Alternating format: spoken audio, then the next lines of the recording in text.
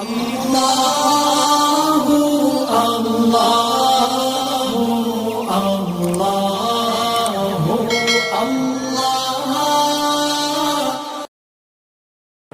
لله وكفى وسلام على عباده الذين اصطفى أما بعد. قال الله تبارك وتعالى في القرآن الكريم بعد أعوذ بالله من الشيطان الرجيم بسم الله الرحمن الرحيم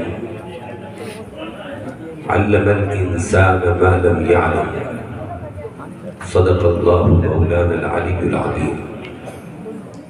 صدر ذی وقار مجلس میں تشریف فرما معزز علماء کرام، قراء اعظام اور میرے بہت ہی قابل قدر بھائیوں اور بزرگوں، یہ انجمن کا اختتامی اجلاس ہے طلباء کے جو اس ادارے میں تعلیم حاصل کر رہے ہیں.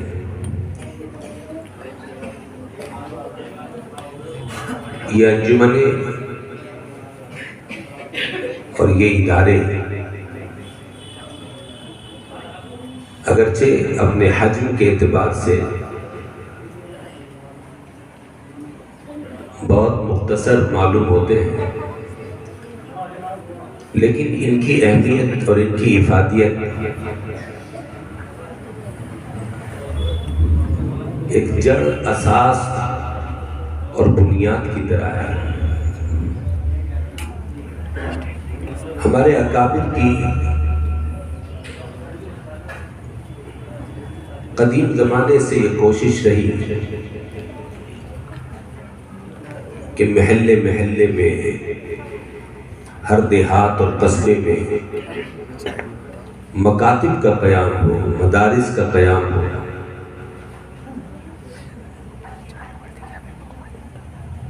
ابھی قریب زمانے کے ہمارے بزرگ حضرت مولانا ابو الحسن علی میاں ندوی علیہ الرحمہ خاص طور سے اس طرف توجہ دلاتے رہے. آج حضرت کے مضامین کے اقتباسات اور ان کی تقاریر کے وہ قیمتی الفاظ رہ رہ کر کے یاد آتے ہیں. حضرت فرمایا کرتے تھے کہ مکاتب کا قیام دین کی بنیادی ضرورتوں میں سے ہے. بغیر اس کے ہم آئندہ نسلوں کے دین اور ایمان کی حفاظت سے مطمئن نہیں رہ سکتے. کبھی فرماتے کہ امت کو سیاسی شعور کی ضرورت ہے، اور یہ سیاسی شعور بغیر تعلیم اور بغیر علم کے نہیں آ سکتا. حضرت فرماتے تھے کہ اگر ہم نے سیاسی شعور امت کو نہیں بخشا تو تہجد اور اوابین تو دور، اس ملک میں 5 وقتہ نمازوں کی ادائیگی بھی ہمارے لیے مشکل ہو جائے. آج حالات جس تیزی کے ساتھ بدل رہے ہیں، انہیں دیکھ کر کے ہمارے اکابر، ہمارے بڑے شدید فکر مند ہیں. راتوں کی نیندیں ان کی اڑی ہوئی ہیں، مستقبل کے اندیشے، خطرات انہیں چین کی نیند نہیں سونے دے رہے.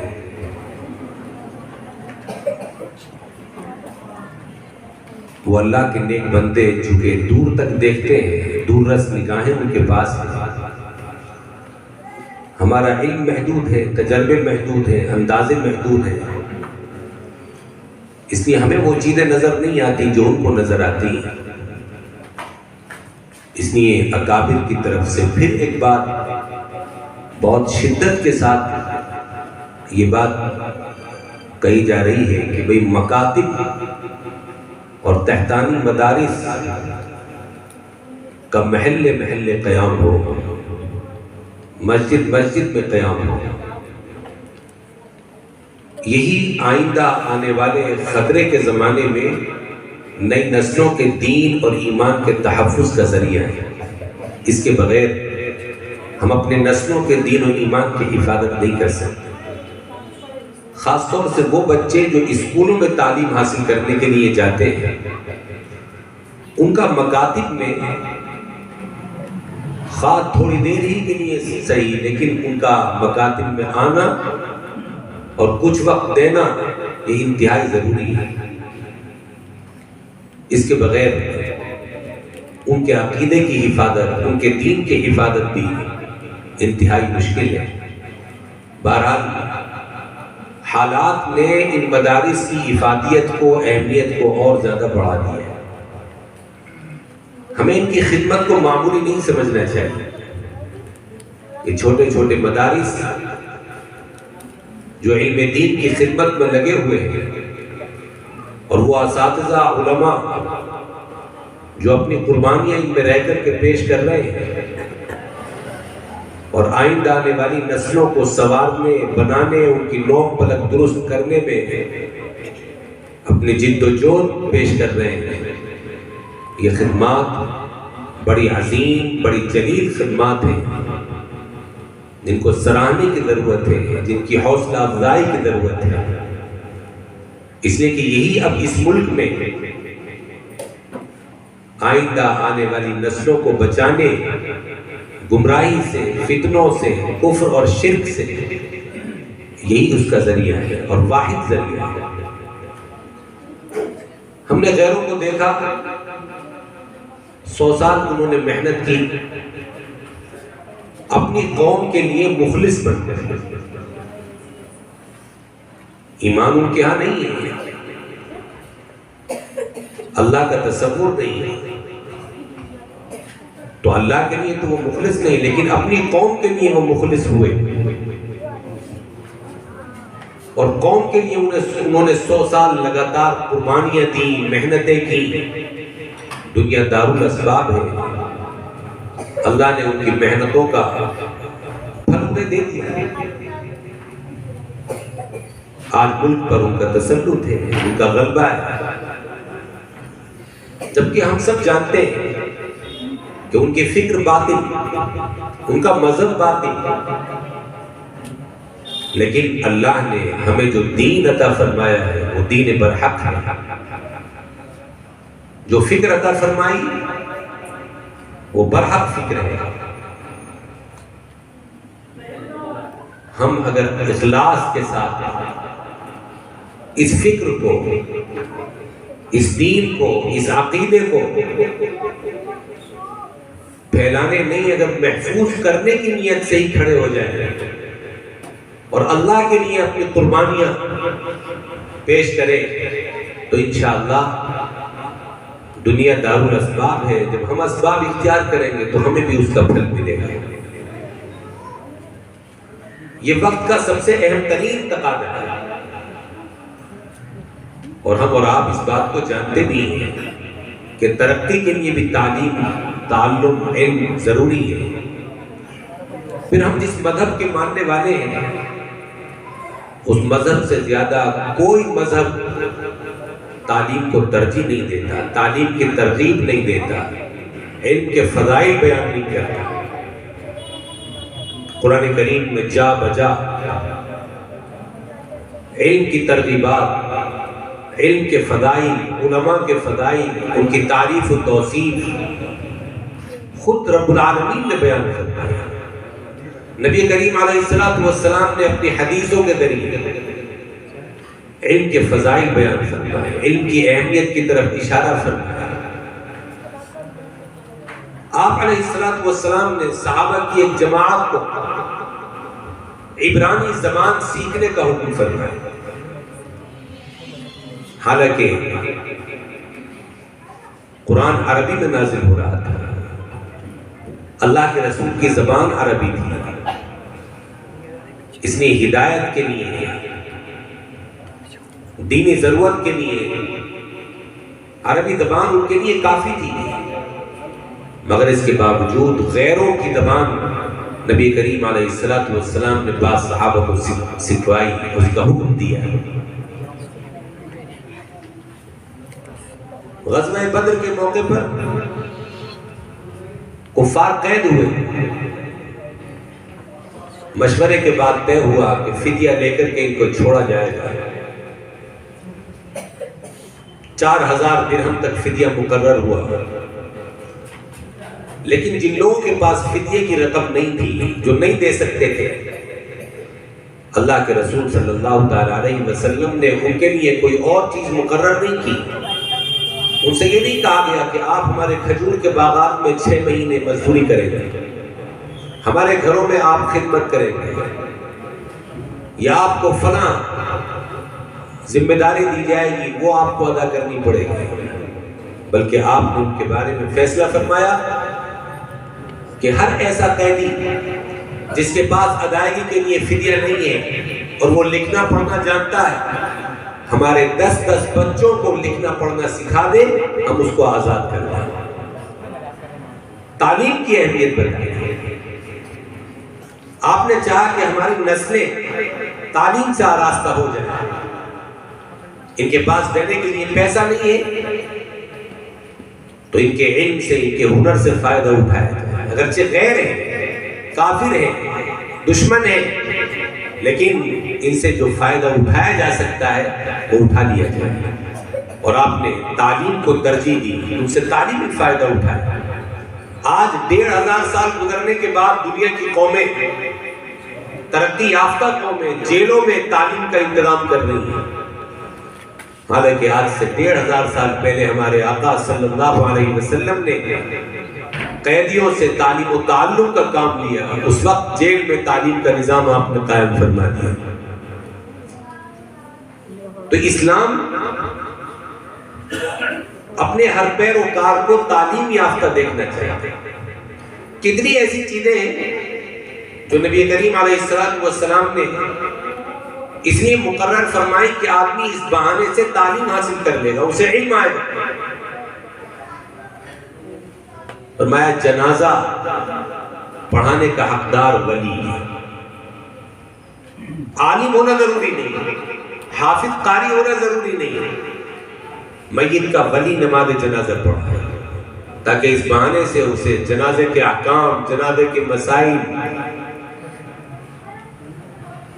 جنازے کی نماز، اس کا طریقہ، غسل میت کے احکام، اس کی تفصیلات معلوم ہے۔ فرمایا افضل یہ ہے کہ آدمی اپنے جانور قربانی کا خود ذبح کرے تاکہ خود اسے دعائیں یاد ہوں، طریقہ معلوم ہو، علم آئے۔ اس کے لیے عالم ہونے کے لیے آپ نے شرط نہیں لگائی، حافظ قاری ہونے کی شرط نہیں لگائی۔ یہ سب اشارے تھے کہ علم کی طرف توجہ ہو، ہر عامی آدمی بھی بقدر ضرورت علم کا حامل ہو۔ تو اسلام نے تعلیم کی طرف خصوصی توجہ دی ہے، اور ہم اور آپ اس حقیقت کو جانتے ہیں کہ بغیر تعلیم کے نہ انسان کا عقیدہ درست ہو سکتا ہے، نہ اس کا عمل درست ہو سکتا ہے، نہ اخلاق درست ہو سکتے ہیں۔ تعلیم ہی ہر چیز کی جان ہے، اساس ہے، بنیاد ہے۔ اور موجودہ حالات میں امت کو پستی سے نکالنے کا یہی ایک واحد راستہ بھی ہے، ترقی کی راہ پر چلانے اور گامزن کرنے کا یہی ایک واحد ذریعہ ہے کہ ہم ہر قسم کے ہنر اور تعلیم سے امت کو اور امت کے نونہالوں کو آراستہ کرتے ہیں۔ ہمارے اکابر عصری تعلیم کے نہ کل مخالف تھے نہ آج مخالف۔ حضرت گنگوئی نور اللہ مرقدہ آج سے 120 سال پہلے جب دارالعلوم دیوبند کے سرپرست بنے، حضرت نے دارالعلوم دیوبند کے نصاب میں جزوی ترمیم کر کے اس وقت ہندی اور انگریزی کو شامل کیا، منطق اور فلسفے کو نکالا۔ آپ حضرات کو معلوم ہوگا حضرت بڑے مخالف تھے منطق اور فلسفے کے۔ ایک طالب علم ایک بار دیوبند کا حضرت کی خدمت میں پہنچا، حضرت نے پوچھا کیا پڑھتے ہو؟ اس نے منطق اور فلسفے کی کچھ کتابوں کے نام لے دیے. حمداللہ پڑھتا ہوں، ملا مبین پڑھتا ہوں. حضرت نے برجستہ فرمایا میں ٹٹی پیشاب کی بات نہیں کر رہا ہوں، مجھے علم کی بات بتاؤ، علم کی کتابیں بتاؤ. اتنے سخت مخالف. ایک بار دارالعلوم تشریف لائے تو فرمایا کہ میرے دل میں کچھ وحشت محسوس ہو رہی ہے، ایسا لگ رہا ہے کوئی استاد چھپ کر کے منطق اور فلسفہ پڑھا رہا ہے. وہ سب محسوس کرتے تھے کہ یہ وقت کی ضرورت نہیں ہے، وقت کی ضرورت ہندی ہے، سنسکرت ہے. انہوں نے ہندی اور سنسکرت کو داخل کر دیا دارالعلوم کے نصاب میں. تو ہمارے اکابر عصری تعلیم کی ضرورتوں کو ہمیشہ محسوس کرتے ہیں. بہت سے لوگوں کو شاید معلوم نہ ہو، آج بھی دارالعلوم دیوبند میں کمپیوٹر اور انگریزی کا زبردست شعبہ قائم ہے، جو اپنے میدان میں کامیابی کے ساتھ اپنا سفر طے کر رہا ہے. اور دارالعلوم میں پڑھنے والے انگریزی کے طلباء ملک میں نہیں بلکہ بیرون ملک میں انگریزی کی کتابیں اپنے ہاتھوں سے لکھ رہے ہیں، جمعے کے بیانات انگریزی میں کر رہے ہیں. آج بھی عصری علوم دارالعلوم کے اندر موجود ہیں. طبیہ کالج کے بارے میں سب کو معلوم ہے کہ ایک زمانے تک وہ دارالعلوم کی زینت رہا ہے. میڈیکل کالج بیومیس دارالعلوم میں ہوتا تھا. اس لیے علماء پر یہ الزام لگانا کہ انہوں نے قوم کو پیچھے کر دیا، عصری تعلیم سے روک لیا، انگریزی تعلیم نہیں حاصل کرنے دی، قوم میں ڈاکٹر انجینئر نہیں پیدا ہونے دیے، یہ سراسر بہتان ہے، الزام ہے، اس کے سوا کچھ نہیں. کیسے ممکن ہے؟ اللہ کے رسول جب غیروں کی زبان سکھوا رہے، ہمارے اکابر علماء جو نبی پاک صلی اللہ علیہ وسلم کے ایک اشارے سے استفادہ کرتے تھے، کیسے ممکن ہے کہ وہ اس تعلیم سے لوگوں کو روکتے، منع کرتے؟ کل بھی ہم اس سے قائل تھے، آج بھی قائل ہیں. اس لیے نونہالوں کو تعلیم کی ضرورت ہے. عصری تعلیم کی بھی ضرورت ہے، دینی تعلیم کی بھی ضرورت ہے. عصری تعلیم معاشی میدان میں آگے بڑھنے کے لیے، دینی تعلیم دینی میدان میں، اخروی میدان میں آگے بڑھنے کے لیے لازم اور ضروری ہے. دین کا علم نبی اکرم صلی اللہ تعالیٰ علیہ وسلم نے کیسے اس کے فضائل بیان فرمائے. طالب علم اپنے گھر سے نکلتا ہے، جب تک لوٹ کر کے نہیں آتا اسے مجاہد فی سبیل اللہ کا اجر اور ثواب ملتا رہتا ہے. من خرج فی طلب العلم فهو فی سبیل اللہ حتی یرجع، بخاری کی روایت. علم طلب کرنے کی نیت سے بچہ نکلتا ہے، فرشتے پر جھکاتے ہیں، اس کے استقبال کے لیے پر بچھاتے ہیں. آپ مقام اور مرتبہ بتا رہے ہیں علم کا. خود آپ نے علم والوں کے ساتھ اس زمانے میں امتیازی سلوک رکھا ہے، ان کی عزت افزائی کی.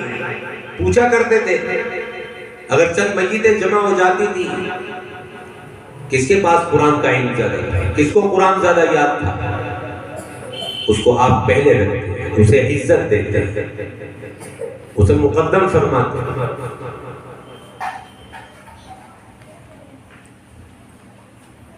اس دور میں خصوصی طور پر ہمیں اور آپ کو اس کے لیے بیدار ہونا پڑے گا، اس لیے کہ دشمن اب اس میدان میں بھی سازشوں پر اتر آیا ہے. نصاب میں ترمیم اور تبدیلی کی جا رہی ہے. صرف ہمارے بچوں کو سامنے رکھتے ہیں، انہیں کیسے ارتداد کی راہ پر لایا جائے، ان کے عقیدوں کو کیسے بدلا جائے، ان کے دلوں سے توحید کیسے نکالی جائے، شرک میں کیسے مبتلا کیا جائے. جو نیا تعلیمی نظام آیا ہے دیکھنے کو تو بہت اچھا ہے، بڑی محاسن اور خوبیاں اس کے اندر ہیں، ماہرین بھی بتا رہے ہیں، اعتراف کر رہے ہیں، لیکن اسی کے ساتھ ساتھ جو شرک کا زہر اس کے اندر گھولا گیا ہے، بھرا گیا ہے، ہماری نسلیں اگر صرف اسی تعلیمی نظام پر قائم رہیں گی تو شرک سے نہیں بچ سکے. اس کے لیے اسکول میں جانے والے ایک ایک بچے کا مکتب میں داخلہ ضروری ہو، تاکہ ادھر سے پلائے جانے والے زہر کو ادھر سے تریاق مل سکے، کھرچا جا سکے، صاف کیا جا سکے.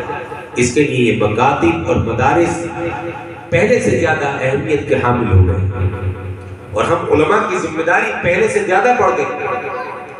بلکہ اکابر اب تو یہاں تک کہہ رہے ہیں کہ ہمارے علماء کو بھی خود اسکول بھی قائم کرنے چاہیے، چونکہ اگر اسکولوں میں وہی نظام اور وہی تعلیم ہمارے بھی ہوگی تو اس کے اثرات وہی پڑے گا. دینی ماحول میں اصلی تعلیم کے ادارے قائم کرنا یہ بھی وقت کی ہماری اہم ترین ضرورت ہے، علماء کی ضرورت ہے. دین کا تقاضا ہے، حالات کا تقاضا ہے کہ مدارس تو مدارس، ہماری نگرانی میں اسکول قائم ہو، اسکول چلے جن میں ہم دینی ماحول بچوں کو فراہم کریں. تعلیم انگریزی ہو، ماحول دینی، مضامین انگریزی کے پڑھائے جائیں، مواد دینی، زبان انگریزی ہو، مضمون دین کا، مواد دین کا. بہرحال ایک مستقل بیٹھ کر کے آپس میں سر جوڑ کر کے مشوروں کی ضرورت ہے، اور بیٹھ کر کے یہ چیزیں طے کرنے کی ضرورت ہے. مجھے تو آج کی اس مجلس میں ان بچوں کی حوصلہ افزائی کرنی ہے جنہوں نے پورے سال یہ انجمن چلائی، اور اس میں انہوں نے بولنا سیکھا، دعائیں یاد کی، تقریریں یاد کی. کچھ نہیں معلوم کون سا بچہ کل خطیب اسلام بن کر کے ابھرے، کون سا بچہ عطا اللہ شاہ بخاری بن جائے، اسلام کا بہترین ترجمان بن جائے. یہ ننھے منھے مکتب میں پڑھنے والے بچے اور انجمن میں تقریریں سیکھنے والے بچے، انہی میں ہو سکتا ہے بہت سے جوہر چھپے ہوئے ہیں. امام ابو حنیفہ رحمۃ اللہ علیہ نے ایک مکتب میں تعلیم حاصل کی. کون ان کا استاد یہ سمجھ سکتا تھا کہ یہ بچہ آگے چل کر کے امام اعظم بنے گا؟ امام بخاری کو ان کی والدہ نے بخارا کے ایک مکتب میں ہی بٹھایا تھا. اس وقت ان کے استاد نہیں جانتے تھے کہ آگے چل کر کے امام بخاری کہلائے، اور ملک کے بادشاہ اور امیر اور وزیر اور گورنر اس کے استقبال میں کھڑے ہوا کریں گے، اور قیامت تک اس کی کتاب پڑھائی جائے گی، اس کے چرچے ہوں گے. اس لیے مکاتب میں پڑھنے والے یہ نونہال اور انجمنوں میں شریک ہونے والے یہ بچے، ہمیں ان سے اچھی امیدیں رکھنی چاہیے، اور انہی امیدوں کے ساتھ ہمیں ان پر محنت کرنی چاہیے، حوصلہ افزائی کرنی چاہیے کہ یہ ہو سکتا ہے آگے چل کر کے اسلام کے محافظ بنے، ترجمان بنے. اللہ ان بچوں کو ہر طرح سے قبول فرمائے، ترقی نصیب فرمائے. اس ادارے کے فیض کو اللہ تعالیٰ دور دراز تک جاری و ساری کرے، اپنی بارگاہ میں قبول فرمائے. یہ چند موٹی موٹی باتیں عرض کرنی تھی. باقی ماحول کی حساسیت آپ کے سامنے ہے. آپ دیکھ رہے ہیں کہ ملک کا ماحول تیزی سے بدل رہا ہے. اس سلسلے میں مجھے ایک بات اور عرض کرنی ہے. آج بیان کرنا میرا مقصود نہیں تھا، مجھے چند باتیں ہی عرض کرنی تھی. میں محسوس کر رہا ہوں کہ ہمارے نوجوان ان حالات سے متاثر ہو کر کے جذباتی ہو. جذباتیت یوں تو ہماری قوم کی پہلے سے ایک پہچان بنی ہوئی کہ یہ قوم جذباتی. ہمیں اپنے نوجوانوں کو آنے والے حالات میں جذباتیت سے بچانا ہے اور انہیں اکابر سے جوڑنا ہے. ہم غیروں پر نگاہ ڈالیں، ان کی ہزاروں تنظیمیں ہیں، لیکن جو تنظیم ان کی سب سے بڑی ہے، اس کا پیغام، اس کا میسج جو آتا ہے، سب اسی کو فالو کرتے ہیں، اسی پر کام کرتے ہیں، اسی کو اپنا مشن بناتے ہیں.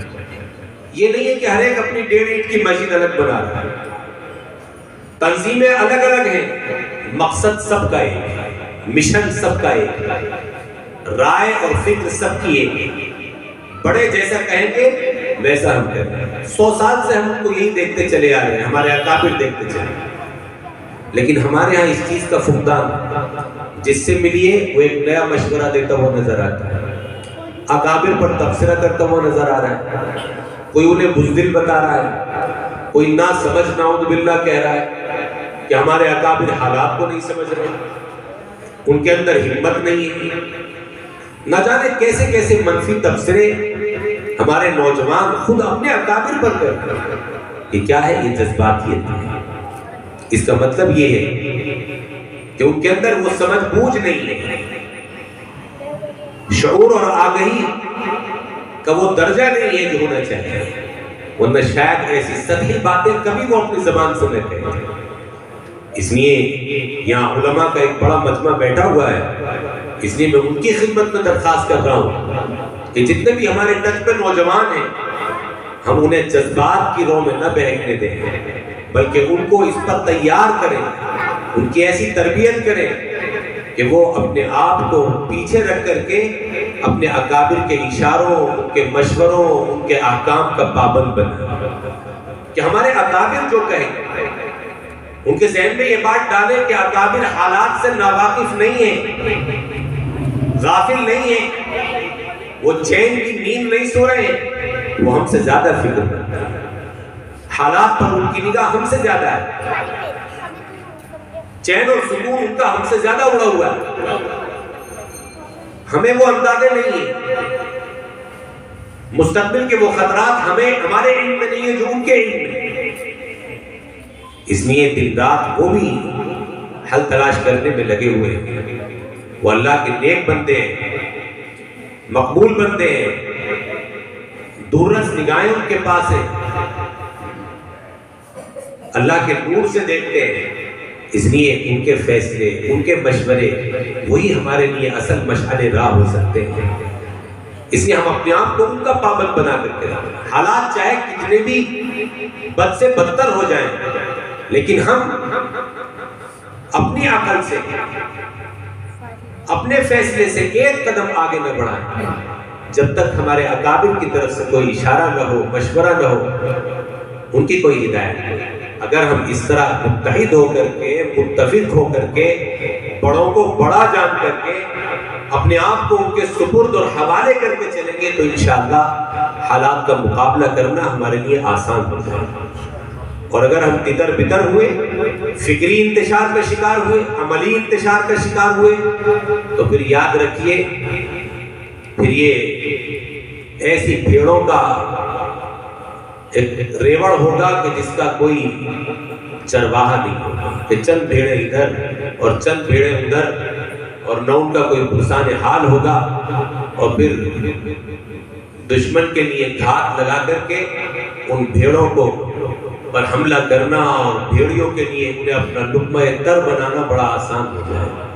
اس لیے ہم حالات کی نداکتوں کو محسوس کریں اور اپنی ذمہ داریوں کو ادا کرنے کے لیے ہم اخلاص کے ساتھ آپس میں دلوں کو جوڑ کر کے، شکوے شکایتیں ختم کر کے، بیٹھ کر کے اپنے اکابر سے برابر رابطہ بنائے رکھیں، ان سے مشورے لیتے رہیں، ہدایتیں لیتے رہیں، ان پر کامل اعتماد رکھیں کہ وہ ہمارے بڑے ہیں، جیسے بھی ہیں ہمارے بڑے ہیں، اور ہمارے لیے ان سے اچھا کوئی نہیں ہو سکتا۔